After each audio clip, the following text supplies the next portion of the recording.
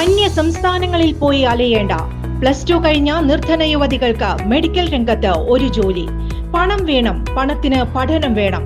പഠനത്തോടൊപ്പം മെഡിക്കൽ രംഗത്ത് ഒരു ജോലി.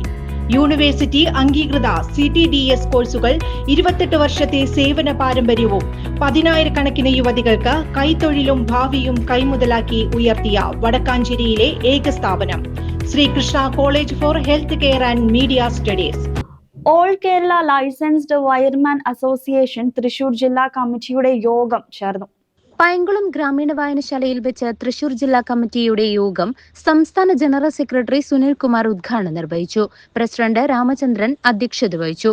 തൃശൂർ ജില്ലാ വൈസ് പ്രസിഡന്റ് KC മോഹൻ സ്വാഗതം പറഞ്ഞ ചടങ്ങിൽ സംസ്ഥാന വൈസ് പ്രസിഡന്റ് ജഗൻ മോഹൻ, സംസ്ഥാന സെക്രട്ടറി സുധാകരൻ കുറ്റിക്കോട്ടിൽ എന്നിവർ ആശംസകൾ അർപ്പിച്ച് സംസാരിച്ചു.